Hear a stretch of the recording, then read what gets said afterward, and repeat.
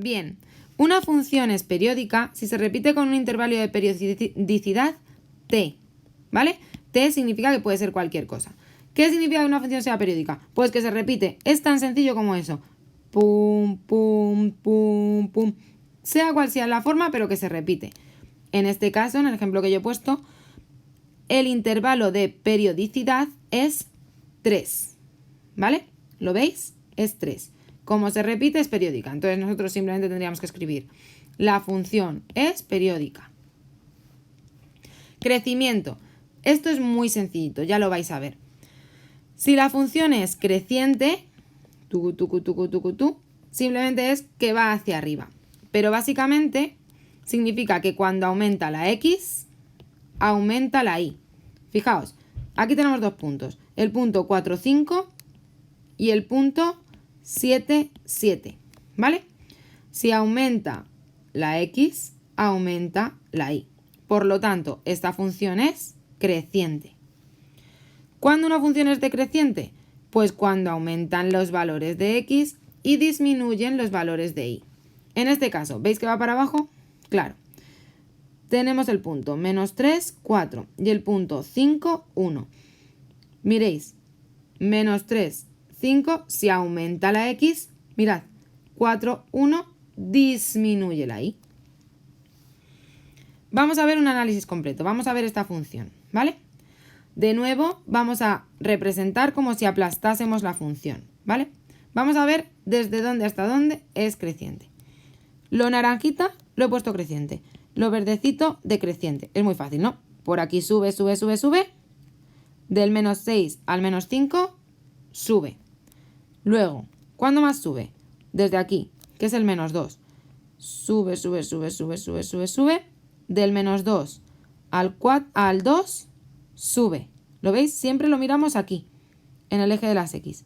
Del menos 2 al 2, que es por aquí, sube. Y luego ya por último, sube desde el 5,5 más o menos. Sube, sube, sube, sube, sube, sube, hasta el 8. Para ver desde dónde sube, recordad que siempre nos quedamos mirando aquí, su proyección sobre el eje X. Miramos desde aquí hasta aquí. Luego desde aquí hasta aquí. Desde aquí hasta aquí. Y decreciente, lo mismo. ¿Cuándo decrece? Decrece desde menos 5 hasta menos 2. ¿Lo veis? ¿Cuándo decrece en este caso? Desde menos 2 hasta 5,5. Y siempre lo miramos en este eje. En esta ecuación, otro ejemplo. Vamos a ver por dónde crece. Esta es muchísimo más fácil, porque fijaos, por aquí decrece, decrece, decrece, decrece. Por aquí decrece, viene desde el infinito. Decrece, decrece, decrece, decrece. Hasta aquí. Y aquí crece, crece, crece, crece. Y por aquí crece, crece, crece, crece. Luego, ¿cuándo crece? Pues crece del 0, desde aquí, hasta el más infinito. Pero a esto le tenemos que quitar el 3. Porque os recuerdo que en el 3 no había función, ¿vale? Recordadlo. Y luego aquí, ¿cuándo crece? Pues crece, perdón, ¿cuándo decrece? Desde el menos infinito hasta el 0. Pero en ambos casos le tenemos que quitar el número 3, ¿vale? Simplemente es ver dónde crece y dónde decrece. Bien, máximos y mínimos, en este caso máximos relativos. Nosotros tenemos nuestra función y lo único que tenemos que ver es dónde es el punto más alto. Hombre, pues aquí somos capaces de ver que es este y este, ¿no? ¿Dónde hay un cambio? Los extremos no cuentan, no, en este caso, como son más menores que los máximos, no los ponemos como tales, ¿vale? Pero siempre cuando pongamos los máximos, son los máximos relativos. El máximo total lo tenemos que mirar cuando ya tenemos todos los máximos, ¿vale? Primero vemos que aquí tenemos un punto alto y aquí tenemos otro punto alto, ¿verdad? Pues el máximo número 1 sería el menos 5, 6. Y el máximo número 2 es el 2, 4. ¿Vale? Ambos máximos relativos. Con los mínimos relativos pasa un poco lo mismo. Tenemos uno aquí y tenemos otro aquí. Entonces, mínimo relativo 1, menos 2, 2, menos 2, perdón, menos 2, menos 2. Y máximo relativo 2, 5,5, menos 3,5. ¿Lo veis? Dos mínimos. ¿Qué pasa? Que una vez tenemos los mínimos relativos, hemos sacado todos los puntos así, más altos y más bajos, ¿no?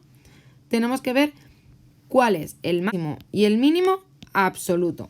Entonces, yo tengo marcados mis mínimos relativos. ¿Y ahora qué hago? Tengo que marcar cuáles son los absolutos. ¿Cuál es más alto de estos dos? El 1, ¿verdad? Luego el 1 deja de ser relativo y pasa a ser absoluto. ¿Vale? Y luego, ¿cuál es más mínimo, más bajito de estos dos? De este y de este. El más bajito es este, ¿verdad? El 2. Luego el 2 deja de ser relativo para ser absoluto. Bien. Y por último, la continuidad. Muy sencillo. Una función es continua en todo su dominio o continua en un intervalo cuando para dibujarla no necesitamos levantar el lápiz del papel. Si yo quiero dibujar esta función, mirad. ¿Veis que no levanto el lápiz? La puedo dibujar, por eso es continua. ¿Qué pasa cuando una función es discontinua? Una función es discontinua cuando necesitamos levantar el lápiz. Yo para dibujar esta función iría por aquí, iría por aquí, iría por aquí y luego tendría que levantar el lápiz y saltar hasta aquí. ¿Lo veis? Por eso no es continua. Y hay varios tipos de discontinuidades, ¿vale? Vamos a ver tres tipos. Discontinuidad evitable. La discontinuidad evitable es aquella que nos permite dibujar la gráfica de un solo trazo a excepción de un punto. Es decir, yo esta, si fijáis, sí la puedo dibujar entera. Pero aquí, ¡pum!, tendría que hacer un pequeño salto. Es evitable. ¿Lo veis? Porque simplemente es una función continua a excepción de un punto. Salto finito. El salto finito es aquella discontinuidad que nos obliga a levantar el lápiz para ir de un punto a otro y continuar dibujando nuestra gráfica. Como en el ejemplo de antes. Yo voy dibujando, salto y sigo dibujando, sigo dibujando. ¿Lo veis? Por eso es un salto finito, porque tiene una finitud. Es decir, yo salto de un lado a otro. Pero ahora hay otro tipo de discontinuidad. Discontinuidad de salto infinito. Es aquella discontinuidad en la que aparece lo que se conoce como asíntota vertical.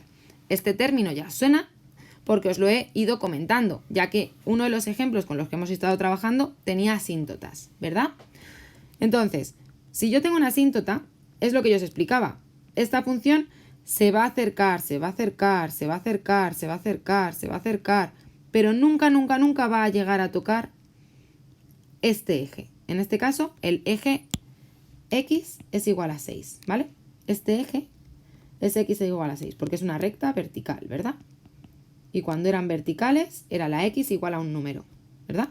Igual que aquí, este es X igual a 0, el eje de la Y, ¿verdad? Ya lo he repetido mucho. Entonces, yo cuando tengo esto, cuando tengo una asíntota, yo voy a dibujar mi gráfica hasta el infinito, y luego inevitablemente voy a tener que saltar hasta aquí. Voy a tener que levantar mi lápiz desde el infinito hasta aquí, donde empieza otra vez. ¿Lo veis? Entonces, como tenemos una asíntota y no tenemos un punto definido, como era este caso, no tenemos un punto donde acaba, sino que esto acaba en el infinito, se llama salto infinito. Y esto es todo. Muchas gracias.